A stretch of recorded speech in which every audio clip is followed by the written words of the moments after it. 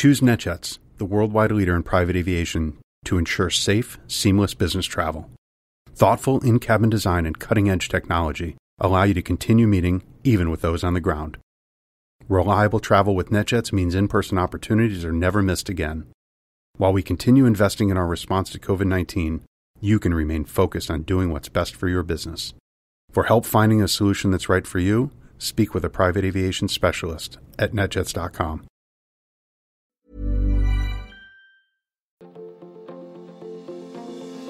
Hello, my friends, and welcome to another exciting episode of Negotiate Anything.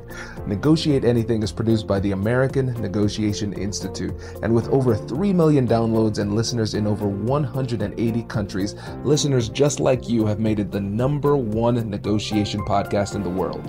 I'm Kwame Christian, and I'm the director of the American Negotiation Institute. We're growing, and I want to introduce you to our new team members and new trainers. This will give you new and diverse perspectives on negotiation and conflict resolution. And that's why Shane Martin, our head of sales and partnerships, is going to serve as co-host of the show from time to time. We're excited to continue to provide you with the best content that will help to make your difficult conversations easier, both at work and at home. Lastly, our team conducts negotiation and conflict resolution trainings in the United States and abroad. Our trainings will give you the practical skills you need to resolve conflict, negotiate, lead, and persuade with confidence. Click the link in the description below to learn more about how we can make your difficult conversations easier. Andy, thanks for joining us today. Hi, yeah, happy to be here. So how about you get us started by telling us a little bit about yourself and what you do?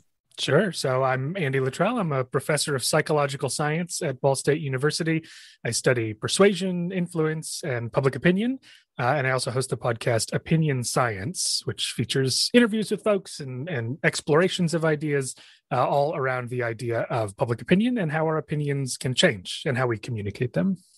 This is great. So essentially, everybody, Andy is the man I wanted to be when I was in undergrad, because my undergrad is in psych. And I remember, actually, you'd probably find this interesting. The first podcast I ever started listening to was the Psych Files. Really, I love that show. And so I said, one of these days, I'm going to have a podcast on psychology. And so now, listeners, you understand why I talk about psychology so much. And also make sure to check out Andy's podcast. It's really, really great. And I want to be clear about my bias. One of the reasons I think it's great is because I was on the show. So we'll put a link to both the show and my episode on the show in the description below, and to the courses that Andy does as well. Andy is a friend who is very modest. So Andy, please tell us about the courses you have too.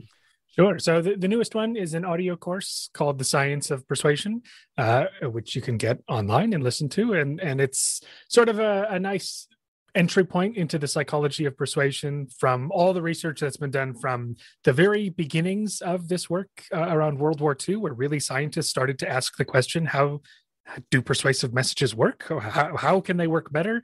All the way up to all the kinds of experiments that we're doing today to understand how people can be persuaded, and how you could use that information to craft your own messages. This is great. Yes. So links in the description below for that too. So we are having Andy on the show today to talk about the science of persuasion as it relates to deeply held beliefs and strongly held opinions. And so when we think about this, I think really as psychology nerds, it makes sense for us to start off with operational definitions here. And so when we think about these deeply held beliefs or strongly held beliefs, what does that mean to you? Sure. So I will say that I may slip into psychology speak by talking about these as attitudes. That's sort of the word that we use in psychology, but that doesn't always translate as well. So when I say attitude, I mean basically opinion, right? It's just an evaluation you have. So I have a positive attitude toward my favorite TV show. It just means I really like that TV show, right? I have a negative attitude toward other things, and those are things I dislike, right? Those are my least favorite TV shows, and it goes beyond TV shows. And so strong attitudes or strong opinions, the way that we define them in social psychology is really two things. One is that attitude tends to be durable, meaning if I tried to change it, it would resist being changed. And if I just kind of waited out a while and checked back in, it would be unlikely to have changed, right? So that attitude was durable, it was strong, it lasted a long time. And the other component is influence, meaning that your attitude influences the way you see the world and the actions that you take, right? So if I have a strong attitude toward a politician, I'm especially likely to vote for that person, right? My behavior follows from my support for that person. But if I have a weak attitude toward that person, I may, I would say on a survey that I like this person, but I may not actually do anything about it, right? So a strong attitude is one that is both durable and influential for the choices that we make. This is great. And I think it's so important for us to start here, because I think oftentimes we can be distracted by the perceived strength of the emotion behind the attitude. And so if we think about somebody having a strong opinion about something, we just assume by the amount of emotionality behind what they're saying that it means that it is durable and influential. But it sounds like, and you correct me if I'm wrong here, Andy, it sounds like they can sound very emotional and passionate about something, and it might be durable. They might maintain that same feeling 1 year, 2 years down the line, but it still might not be influential in that it doesn't change the way that they navigate the world, in that they don't really do anything about it. Yeah, it could be. So I'll reframe that a little bit, which is to say that there's a little bit of a difference between what a strong attitude is and the things that we look for to try and suss out which attitudes are strong or not, right? So the metaphor I like to use in talking about this is the Three Little Pigs story, right? So the big bad wolf wanted to, I don't know, break into these pigs' houses. I don't actually know the backstory. Right. So one of the pigs' houses was made out of hay. One of them was made out of sticks. One of them was made out of brick. Right. And so ordinarily we would look at that and we would go, okay, based on the building material, I'm going to make a guess that the brick one is the strong one and the hay one is the weak one. Right. But we don't actually know which house is strong until we try to blow it down, right? Once the big bad wolf comes around and tries to knock those houses down and discovers that one house stays standing while the other one knocks down, only then do we know that one of them was strong and the other was weak, right? We use the building material to make a guess about which one was going to be strong, but until we actually look at what happens, that's when we can say that it's strong. So I say that to say that things like emotionality can be a pretty good indicator of which attitudes are strong. So we had a paper come out this year where we found that, in fact, when people hold an opinion for highly emotional reasons, that opinion is way less likely to change when you check back in later. We did some cool stuff where, we looked at Yelp reviews, and you can update your Yelp review, a year later, months later, if you go back to the restaurant. And so we looked at the language people were using when they wrote their first review. And then we saw, did their summary rating of that place change even a year later? And we found that the more emotional people's first review was, the less likely their review was to change later, right? And we have this in surveys as well. So emotionality in this example is kind of like the building material of the house, right? I can look at how emotional you are and make a fairly good guess that your opinion is going to be strong. But it's not until I check back in a year later or try deliberately to change that opinion that I'll actually know if it's strong, right? So it's one of those things that sounds like a very fine distinction, but theoretically it does mean something, right? Because those indicators of strength don't always perfectly predict strength. Absolutely. Yeah, that makes a lot of sense. And I think it's really important. Essentially, what it is, again, thinking like a scientist, we are generating a hypothesis based on what we observe. Okay, I see a high level of emotionality. I'm pretty sure that this is a durable, strong attitude. But until I test it, I can't be actually sure. And so it's the big bad wolf trying to blow down the house. Okay, this opinion didn't change. This is a durable opinion. This is a strong opinion.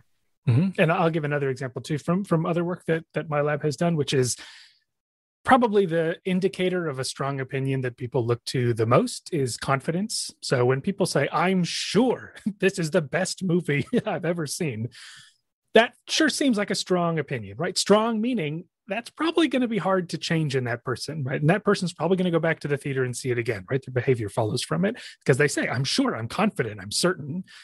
We have some studies where we look at this, and even though in general, when people say that they're sure of an opinion, and we check back in weeks, months, years later, that opinion is less likely to change. Right? The ones that they were sure about are the ones that changed the least, unless you look under the hood a little bit to what that attitude was made of. Was it one-sided or was it a two-sided opinion, right? In other words, you can be ambivalent about something, right? So when you're not ambivalent, it means that I only see this as good. There's nothing about this that's negative, but I could be ambivalent, right? Meaning overall, I like this, but I'll be honest, there's some stuff that's not so great. And so what we find is that certainty was only a good clue to how strong people's opinion was going to be, so long as they were not also ambivalent about it, right? If they were, certainty suddenly sometimes predicted more change, right? It's the confident attitudes that were the weakest if they were confident in an ambivalent attitude, right? So again, this is a little technical, but it just makes the point that you'd think certainty is a shoo-in, right? You'd go, that's the thing that's going to tell me how strong this opinion is. And yet, just like a brick facade could deceive you, and that actually is a weak building, a confident attitude might actually be weak under some circumstances. This is fascinating, especially when you think about changing beliefs and behavior, because everybody listening to the podcast, Negotiate Anything, we're talking about how to change hearts and minds, how to change behavior, attitudes, beliefs, those type of things. I want to persuade you. And a lot of times what ends up happening is we see a level of confidence in somebody else, and that in turn has an impact on us. And so we say they seem incredibly confident in the way that they are approaching this. And they might be, I might say they are so confident, in fact, that I'm not going to try, or I'm not going to try my hardest. So we're not as persistent in trying to change that attitude or belief, when in fact, that confidence is not the only indicator of how difficult it will be to change that attitude or belief. Mm-hmm. Yeah. People's perceptions of persuadability can be misaligned to someone's actual persuadability. Now, granted, confidence is a pretty good. If you were going to place bets, the confidence stuff is less likely to change, but it's imperfect, right? And so in some ways, that's a meta point about psychology, right? We make these bold claims about stuff, but they're all relative and trends, right? There's hard to find a hard and fast rule of always X is true, because there's almost always going to be a case where X is not perfectly true. Exactly. No, that makes sense. Now, let's say we find ourselves in a situation where we want to change somebody's attitude on something, but it is a strongly held belief. So let's say this is a situation where we're talking about politics, religion, race, concepts of fairness and justice, those type of things. Those are tied closely to morality. And so oftentimes those beliefs or attitudes are a lot stronger. And so how do you change somebody's attitude on something if it is very strong, very durable, very influential for them? That's the question, isn't it? How do you do that? Hi, I'm Katherine Kanapke, and I'm the Chief Operating Officer here at the American Negotiation Institute. Did you know our company offers completely customizable negotiation workshops? The negotiation and conflict resolution skills that your team will learn from these workshops are beneficial across all professions, but they're especially useful in procurement, purchasing, sales, sourcing, and contract management. Our calendar is filling up quickly, and we even have some workshops scheduled for next year. If you think you might want one, I'd suggest reaching out soon so you don't miss out. Check out the link in the description to learn more. Also, be sure to check out our YouTube, LinkedIn, and Instagram accounts to see our daily negotiation content. Thanks for listening. Choose NetJets, the worldwide leader in private aviation, to ensure safe, seamless business travel. Thoughtful in-cabin design and cutting-edge technology allow you to continue meeting even with those on the ground. Reliable travel with NetJets means in-person opportunities are never missed again. While we continue investing in our response to COVID-19, you can remain focused on doing what's best for your business. For help finding a solution that's right for you, speak with a private aviation specialist at netjets.com.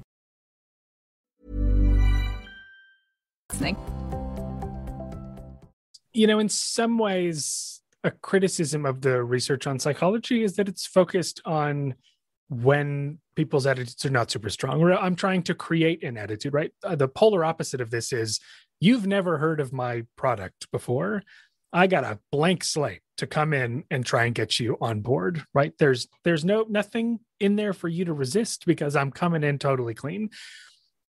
And so there's lots of studies on that, right? How do you persuade when there's no pre-existing attitude? And then there's plenty of studies to show that some attitudes are just more open to change, right? Those for which people are a little more doubtful, those that are not super important to people, those that a person hasn't really ever thought about before. And so the lessons there are, most kinds of messages do a pretty good job of getting through to someone who doesn't already have a hard stake in it. Your question is the big tough one, which is, okay, you already have a view on this issue, and that view is strong, right? I know it's strong. I know it's probably strong because you say you're sure, because you have a lot of emotion behind it, because you say that it's moral to you. So I'll talk about that moral version, because that's the work that we've done. And indeed, just like emotional opinions tend to be harder to change, there's evidence that moral opinions are hard to change, right? These are opinions that people outwardly say, I think this because of my moral compass. My moral convictions lead me to oppose this policy. And sure enough, when people say that, they change much less when confronted with new information. But we started to think, well, how much of that is just because the messages that we're giving in those circumstances are just missing the point that this person cares about, right? This person cares about the morality of the issue. And so, one of the studies that I had done looks at recycling, right? So it seems weird that we tried to persuade people that recycling wasn't great, but it was a very logistically useful thing for us because most people think recycling is wonderful. Some people think recycling is wonderful on moral grounds. And so we created a handful of arguments that said, recycling's not that great. It's really expensive. That means there's a lot more cars on the road trying to go pick up the belongings. It's really inefficient because you have to fish through what is and isn't recyclable, and it ends up taking more time. So arguments why recycling isn't perfect. When people had moral reasons to love recycling, they just didn't care. They went, yeah, I hear what you're saying. It doesn't change my mind, right? I am morally committed to thinking recycling is great. The people who liked recycling for different reasons that had nothing to do with morality, they heard those arguments and they went, oh, okay, well, interesting. Yeah, I like recycling a little bit less, right? I see some of the flaws in it. And we thought, well, is the problem necessarily that moral convictions led people to resist any and all persuasion, right? They went, no, I will never change my mind. Or did our persuasive approach miss what that audience cares about? That audience cares about the morality of recycling. And here we did coming along saying it's expensive and it's inefficient and it takes too much time. And they go, okay, but I just don't care. That's not why I support recycling. And so we had shown that in one couple of studies. And then a few years later, we ran the test to really push this, to go, okay, what if our message directly grappled with the morality of recycling? What if we made the case that recycling is not great, and it's not great for morally relevant reasons? Would that do anything to get through to that kind of audience? And sure enough, that's what we find. So if we use those practical arguments, just like before, we show that people who are morally committed to recycling were not convinced by pragmatic arguments, but give them moral arguments, reasons to think that recycling could cause harm. It could actually do harm to the environment. It could do harm to wildlife. It has these negative moral implications. Now, all of a sudden, the people who were morally committed to recycling were no longer as resistant as they were before, right? And so this is a case where speaking directly to the basis for what made the attitude strong to begin with can be a way to move forward, right? By acknowledging the actual underlying reason why those attitudes are strong could be a viable road forward for coming to terms with attitudes that normally are resistant to communication. That's fascinating. And it seems as though if we think about this in a literal sense of different languages, it's almost like this is what's happening. And so we were speaking the language of pragmatism to somebody who is speaking the language of morality. I cannot understand that because it's a different language. And here we say, all right, I'm going to speak the language of morality. More specifically, I'm going to speak your specific moral dialect. Mm-hmm. And so some people have different moral convictions on the same issue, but this person, for example, is saying, I'm in favor of recycling because I have a moral conviction to do what I feel is best for the planet. And so you say, all right, my moral language now becomes what is best for the planet. And so now you're creating language, an argument that speaks that specific language, and now they're more open to it. Is that a fair synopsis? Totally. Yeah. And it's one sliver of a huge swath of research and persuasion on the value of speaking the audience's language, getting to the heart of why the audience cared about this issue to begin with, right? Because again, you could talk and talk and talk, and we're so good at saying why we thought this thing was good that we don't always go like, wait, why do you think it's good? Or why do you think it's bad? Oh, okay. Well, my reason to like it you won't care.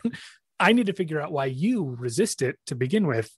Then we can start to make some inroads, right? And so in the political realm, as we've talked before, right, these different moral dialects, some folks care a lot about moral issues of harm, right? Who's being harmed? Who can I care for? How can I protect, the well-being of people? Other people care more about, just doing as you're told, right? Fitting in, abiding by the rules of your society. That is what is moral. And so those two perspectives can be at odds with each other until you take a second to go, oh, wait a minute. Yeah, your moral compass can be different from mine, and we'll never get anywhere until I acknowledge that. Absolutely. No, I think that's really, really helpful. It's really helpful, and it makes it a lot easier for people to understand. And one of the things that we have to recognize is that people might listen to you, Andy, and they say, okay, I need to speak their moral dialect. I get that. Some of the things that makes persuasion so difficult is the fact that we don't want to do that, even if we know it works, because we almost feel as though it's a moral concession on our part to speak a different moral dialect. Yeah, either people don't understand that there are other moral dialects out there, or as you say, you go, no, I'm not, that I can't live with myself if that's the argument that I make. And as hard as it was to try to convince people that recycling was bad, it's another thing even to do that with arguments that you go like, that doesn't even make any sense to me, but it's going to make sense to someone else, right? And I've talked with students about this too before, which is like, especially when you think about the diversity and inclusion type things, and like, how do we get people to get on board with programs that are going to even the playing field, acknowledge historical disparities? You'd go, I don't want to make concessions. I don't want to pat some groups on the back and go, it's okay. You'll be fine. You'll be fine. Because some of that resistance to these programs is like, well, wait a minute, my group is going to get left out now. And it's like, oh, no, everyone's going to get included. And I've had students be like, that doesn't seem right. Like, do we really have to reassure people that they're going to still be included in the conversation? And my pragmatic take is, whatever it takes to accomplish the goal is the communication strategy that is important, right? It's a means justify the ends sort of thing when it comes to persuasion, right? You go, I may not love that this is the way I have to pitch this, but if it's going to be the thing that gets people on board with this program or idea, that to me, as a totally subjective perception, strikes me as just the pragmatic choice. Absolutely. And I know it makes a lot of sense. And again, it comes down to pragmatism. It comes down to what your major goal is. Is your major goal to feel good about yourself, or is your major goal to actually get something done? And sometimes you have to do something that you don't want to do in order to get the outcome that you want. As a married man, I know that sometimes I have to do things I don't want to do. Take out the trash, all these little things. But I understand that's what is necessary to be a part of a healthy, functioning family and have a great working relationship with Whitney, And so I think that's the question that we have to ask ourselves: what's most important to us?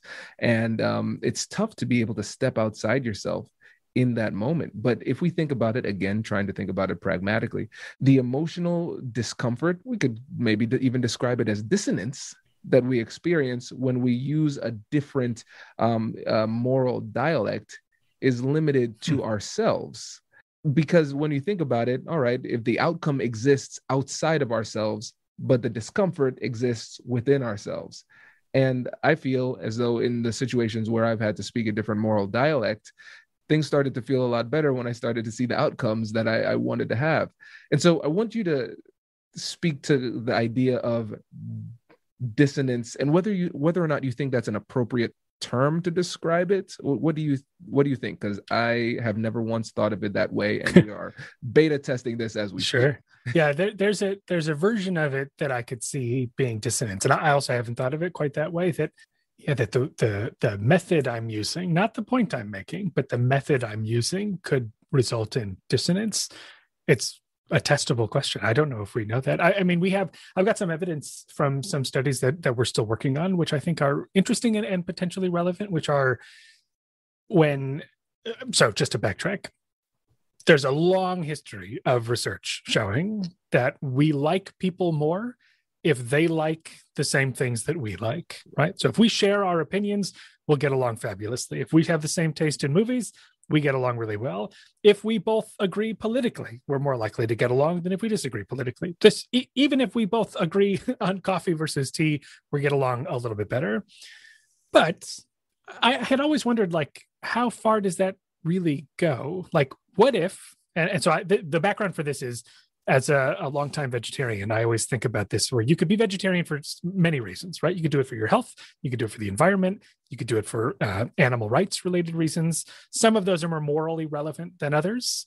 So if I'm a moral vegetarian, right? I've made this choice because it aligns with my moral values. And I meet someone who also is a vegetarian. I should go, we're best friends immediately, because we agree on this thing. But if I'm a morally driven vegetarian and someone else is a vegetarian for health-related reasons, we find in circumstances like that punch of agreement doesn't go so far, right? We go, I know we agree, but we agree for different reasons. And so it's almost like, do we even agree at all, right? On the surface, you'd go, these two people would get along. But you go, but actually under the surface, it's a conflict, right? Which is sort of like what you're saying of there's this I'm attentive to the reasons why we do things in addition to what it is that we're doing, right? And so potentially there could be some dissonance where I go, it doesn't feel right to be best friends with this person, even though they look the same as me on paper. I know under the surface that our reasons for being this way are different. That makes a lot of sense. I think about it as, I don't want you to just do the dishes. I want you to want to do the dishes. Right. But that doesn't make sense. Well, and so, this has implications again for, I have another foot in the diversity and inclusion world and psychology of prejudice, which is we want organizations to adopt policies that further the diversity of their company, right? Should we care that they do that for profit motivated reasons, right? You'd go, I'm an activist, I want to make change. And you'd go, as long as they say we're going to adopt this policy and implement it, I should be ecstatic. I shouldn't care why you're doing it. And yet I get the feeling that in cases like that, people go, you're not doing it for the right reason, right? You're doing it for the wrong reason. So can I really celebrate it if it's for a reason that I'm not super on board with? And I would go, I mean, kind of, if it makes the change you're looking for, then that's great. But we sometimes we feel like, no, I don't only want this. I want it for these reasons.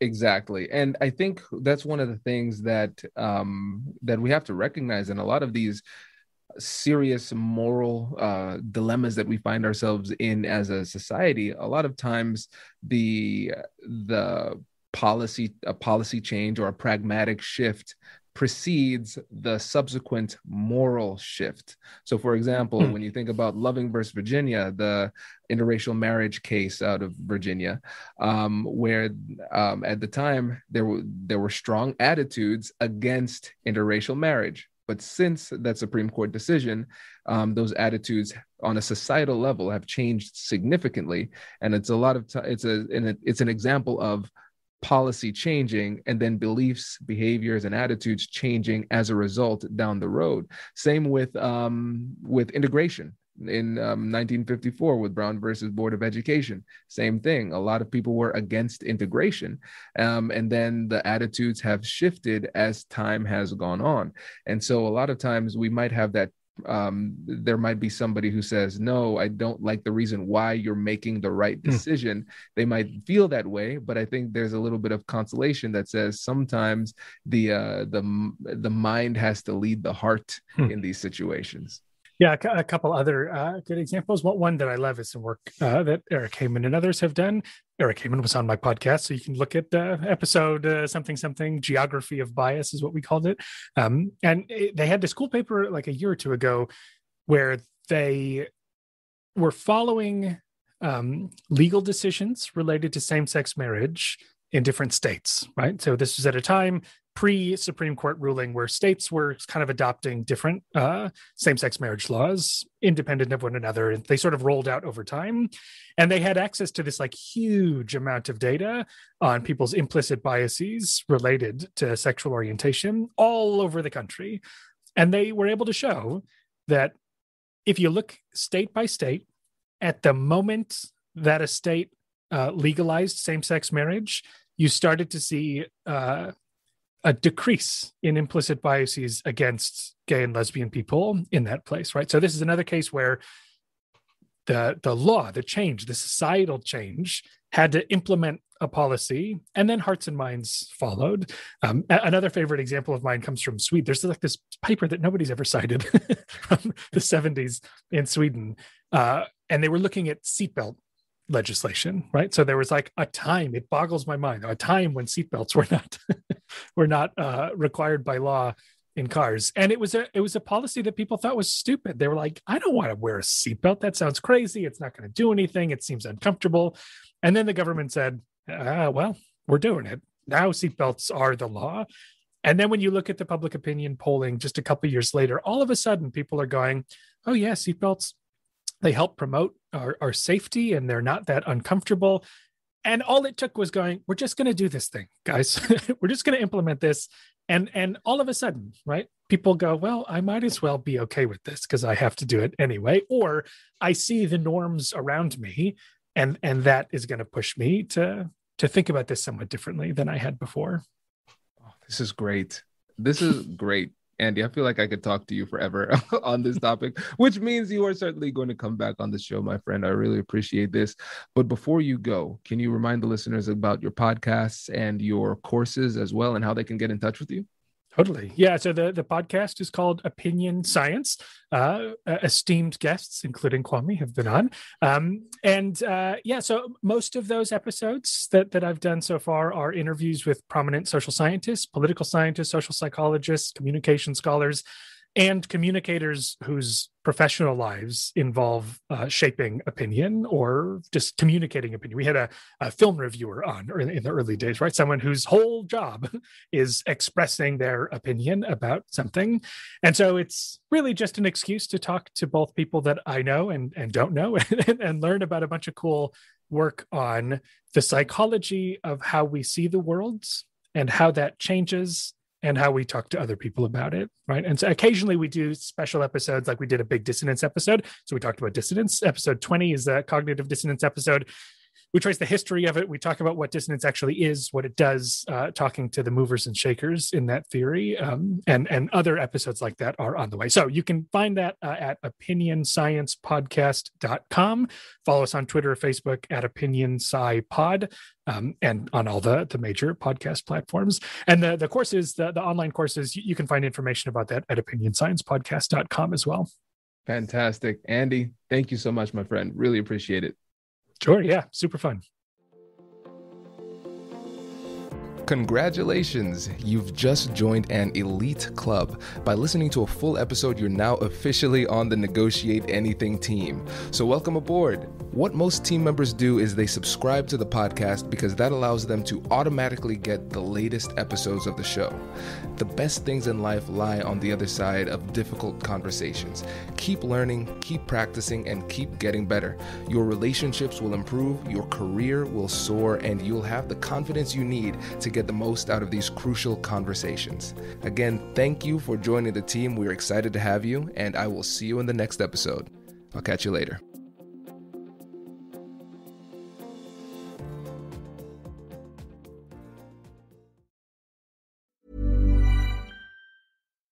It's time to turn yesterday's water bottles into today's laptops.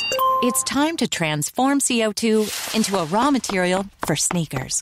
The time for circular economy is now.